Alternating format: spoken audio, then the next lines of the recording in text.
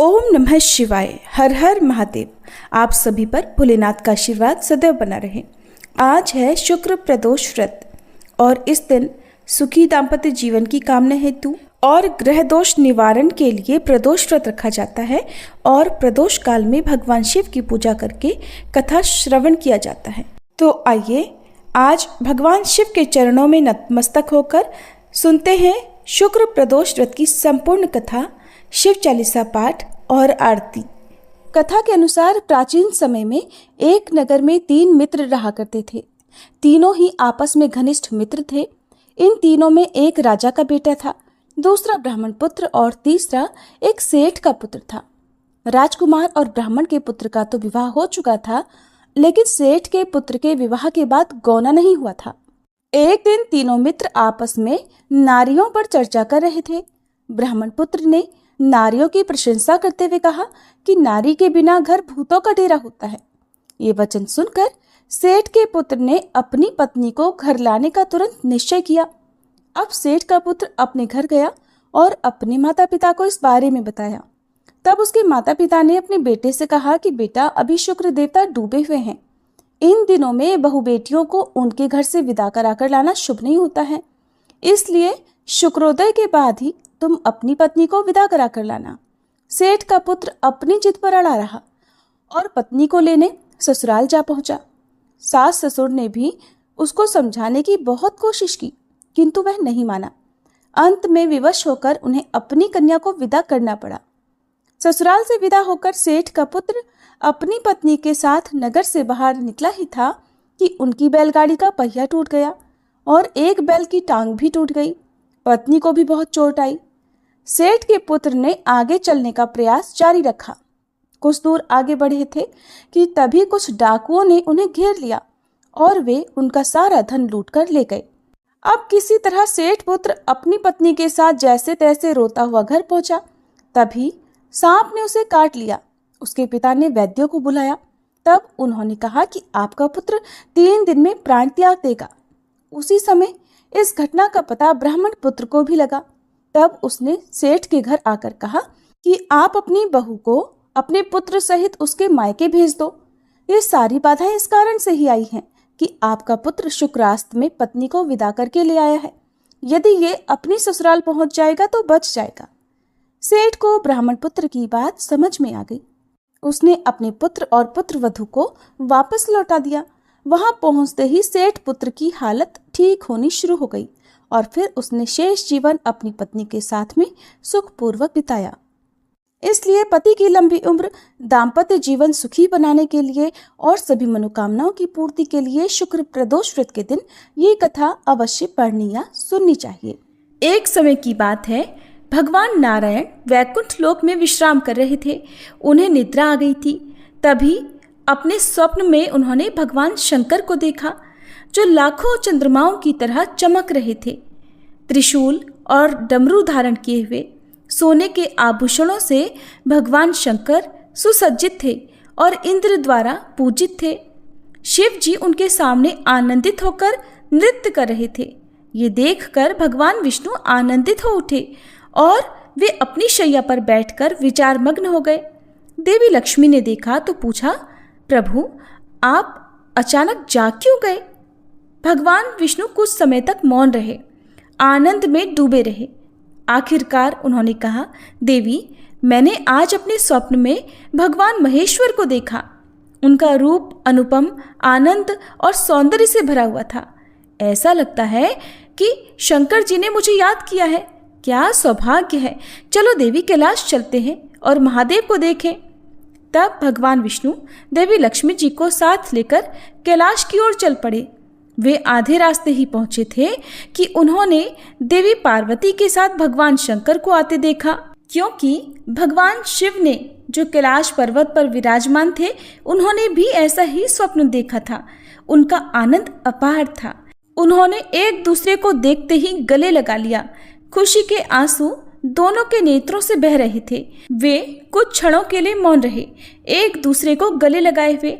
अपने स्वप्नों को साझा करने के बाद वे दोनों एक दूसरे के धाम जाने पर जोर देने लगे।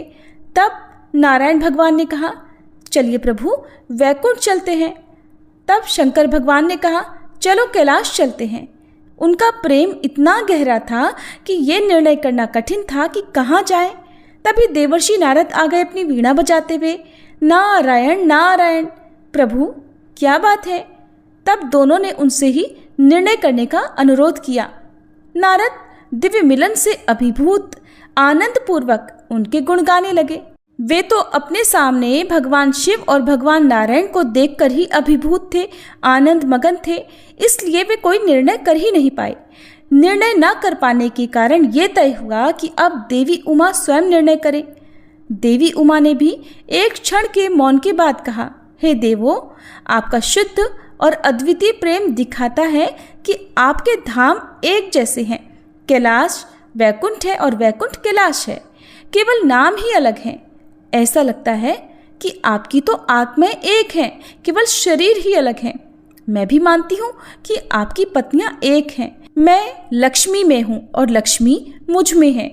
मुझे ऐसा लगता है कि जो कोई भी आप में से एक का तिरस्कार करता है वह वास्तव में दूसरे का तिरस्कार करता है, और जो कोई भी आप में से एक की ही पूजा कर लेता है वह दूसरे की भी पूजा कर लेता है। जो लोग आप दोनों में अंतर देखते हैं वे बहुत कष्ट पाएंगे। मुझे तो लगता है कि आप दोनों स्वयं मुझे परख रहे हैं, मुझे ही भ्रमित कर रहे हैं। इसलिए हे देवताओं, मैं तो आप दोनों से अनुरोध करती हूँ कि अब आप अपने अपने धाम लौट जाइए। भगवान नारायण को सोचना चाहिए कि वह शिव के रूप में वैकुंठ जा रहे हैं, और भगवान शंकर को भी विचार करना चाहिए कि वह भगवान विष्णु के रूप में कैलाश जा रहे हैं। देवी उमा के इस निर्णय से दोनों देवता अत्यंत प्रसन्न हुए और उन्होंने देवी उमा की प्रशंसा की। उनका धन्यवाद करने के बाद वे दोनों अपने अपने धाम में अपनी पत्नी सहित चले गए। वैकुंठ लोक पहुंचने पर देवी लक्ष्मी ने उनसे पूछा, भगवान अब आप बताइए, आपके लिए सबसे प्रिय कौन है? तब भगवान विष्णु ने उत्तर दिया, प्रिय मेरे आराध्य तो भगवान शंकर हैं। वे मुझे अपने शरीर के समान प्रिय हैं। एक बार शंकर जी और मैं पृथ्वी पर घूमने निकले थे। मैं किसी ऐसे व्यक्ति की खोज में था जो मेरी तरह अपने प्रिय की खोज करता हो। तब मैंने भगवान शंकर से भेंट की और हम एक दूसरे की ओर ऐसे खिंच गए जैसे हम पहले मिल चुके हों। मैं जनार्दन हूँ और मैं महादेव भी हूँ, और वह महादेव है और जनार्दन भी हैं। हमें कोई अंतर नहीं है। ऐसा अंतर नहीं है जैसे दो बर्तनों में रखा हुआ पानी। शिव जी के भक्त मुझे प्रिय हैं, लेकिन जो लोग शिव जी की पूजा नहीं करते वे मुझे कभी प्रिय नहीं हो सकते। तब देवी लक्ष्मी भगवान विष्णु की इस बात से सहमत हो गई और वे आनंद मगन होकर प्रभु के गुणगान गाने लगी। आप सभी प्रेम से बोलिए, हरिहर भगवान की जय। अब सुनिए शिव चालीसा पाठ और आरती। जय गणेश गिरिजा सुवन, मंगल मूल सुजान, कहत अयोध्या दास तुम, देहु अभय वरदान। जय गिरिजापति दीन दयाला, सदा करत संतन प्रतिपाला। भाल चंद्रमा सोहत नीके, कानन कुंडल नाग फनीके। अंग गौर शिर गंग बहाए, मुंड माल तन क्षार लगाए। वस्त्र खाल बाघांबर सोहे, छवि को देखी नाग मन मोहे। मैना मातु की हवे दुलारी, वाम अंग सोहत छवि न्यारी। कर त्रिशूल सोहत छवि भारी, करत सदा शत्रुन क्षयकारी। नंदी गणेश सोहितः कैसे, सागर मध्य कमल है जैसे। कार्तिक श्याम और गणराऊ, या छवि को कही जात न काऊ। देवन जब ही जाय पुकारा, तब ही दुख प्रभु आप निवारा। किया उपद्रव तारक भारी, देवन सब मिली तुम ही जुहारी। तुरत षडानन आप पठायऊ, लव निमेष मह मारी गिरायऊ। आप जलंधर असुर संहारा, सुयश तुम्हार विदित संसारा।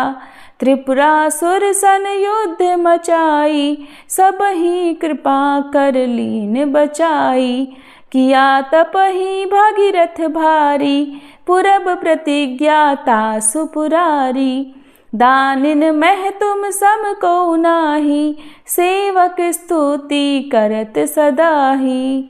वेद नाम महिमा तब गाई, अकथ अनादि भेद नहीं पाई। प्रकटी उदधि मंथन में ज्वाला, जरत सुरासुर भये विहाला। कीन्ही दया तह करि सहाई, नीलकंठ तब नाम कहाई। पूजन रामचंद्र जब कीन्हा, जीत के लंक विभीषण दीन्हा। सहस कमल में हो रहे धारी, कीन्ह परीक्षा तब ही पुरारी। एक कमल प्रभु राखे उजोई, कमल नयन पूजन चह सोई। कठिन भक्ति देखी प्रभु शंकर, भय प्रसन्न दिए इच्छित वर। जय जय जय अनंत अविनाशी, करत कृपा सबके घटवासी। दुष्ट सकल नित मोहि सतावे, भ्रमत रहो मोहि चैन ना आवे। त्राहि त्राहि मैं नाथ पुकारो, ये ही अवसर मोहि आन उबारो। लै त्रिशूल शत्रुन को मारो, संकट से मोहि आन उबारो। मात पिता भ्राता सब होई, संकट में पूछत नहीं कोई। स्वामी एक है आस तुम्हारी, आए हरहु मम संकट भारी। धन निर्धन को देत सदाही, जो कोई जाचे सो फल पाही।